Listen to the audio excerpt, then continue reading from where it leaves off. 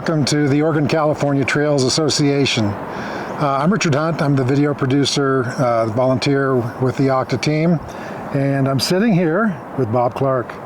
And Bob is the editor of the Overland Journal, which is OCTA's publication that has some really great stories and some in-depth information in it. So welcome, Bob. Where are we? Thank you, Richard. We're at Immigrant Springs Campground in the Blue Mountains of Oregon. Lovely spot right on the trail as it came up through Oregon, heading towards the Columbia River. Several of us are up here right now. We did some trail trekking today, looked at some ruts, and now it's time to relax and reflect on some of the stuff that we do in OCTA, one of which is producing this journal, Overland Journal. For 40 years we've been publishing this journal. Lots of people have been involved in this. The founder of our organization, Greg Francois, was the original editor, several other editors through the years, and I've had the good fortune of editing it during several sequences around other editors. What a great job it is.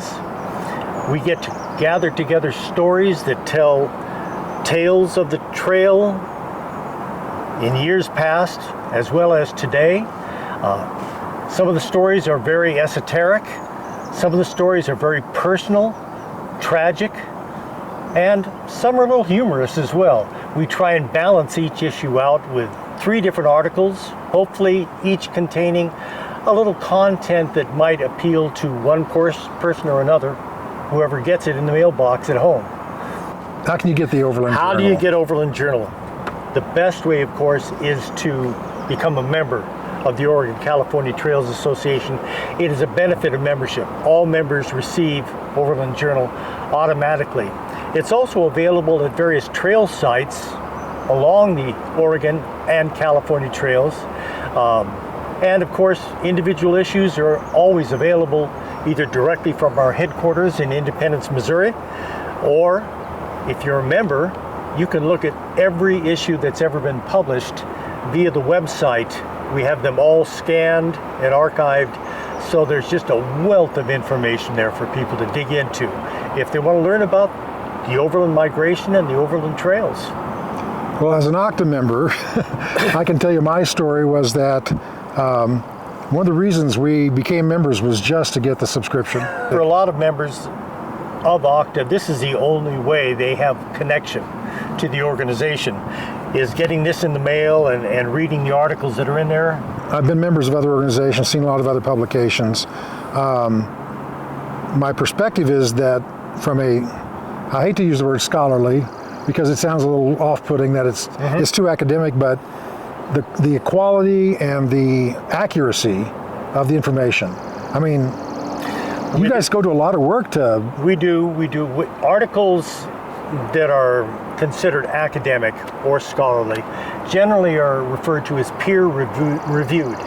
Peer-reviewed means you send it out to other experts in the field, they take a look at it, they pick it apart, ask for rewrites and so on, and we do that with most of the articles that appear in this journal, but it's also a popular magazine meant to be entertaining to those who are members, because not everybody who's interested in the trails wants to be getting into the nitty-gritty of academic studies.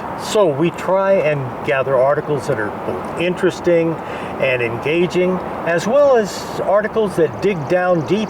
We want to dig down and know exactly where people were traveling and what circumstances they faced in their entire journey as they went across the country. So this might be the hardest question I'm going to ask you. Uh-oh.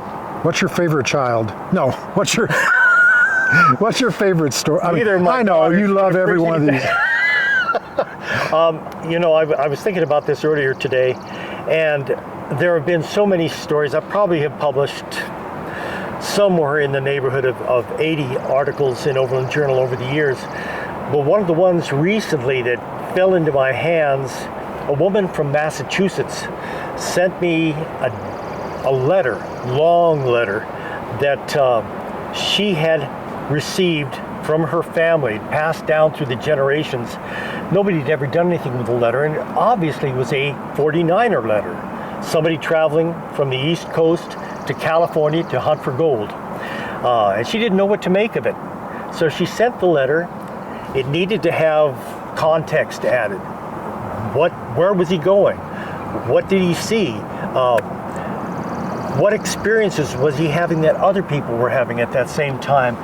And she didn't have any idea on this. I sent it to a few other folks that I know well in Octa who were experts in that field, and we found that this was a very unusual document. This fellow had traveled up the Arkansas River, which was the old Santa Fe Trail, went to Santa Fe and decided, oh, I can't take that southern route into California along the Gila River through Arizona because bad things are happening down there. So instead, we're going to try and go back to the main California-Oregon Trail up in Wyoming. So what they did was they left Santa Fe, crossed back over the Rockies to Pueblo, Colorado. Wasn't a town then, wasn't even a fort then, and then went up the Front Range of Colorado on what became the Cherokee Trail. In fact, that trail had just been opened a few weeks before this man started up. They went up Front Range, cut over to the main trail, Oregon-California Trail, and then proceeded on to Salt Lake City, where his letter stopped. We don't know his experiences from Salt Lake to California, but we were able to define the whole trip, put in maps, add photographs, and excerpts from other people's diaries at that time. And it just made for a fascinating article about the challenges and the hardships that these men faced heading to California to gold mine. Tell us a little bit about your background and your ancestors that were involved in publication. Well, there are two sides to that. I grew up in publishing. My grandfather had started a publishing company specializing in American history, especially of the West, back at the turn of the 20th century, 1902. And then the business turned over to my father, and my father turned it over to me, and we ran it for about 106 years. So I grew up publishing books on the West.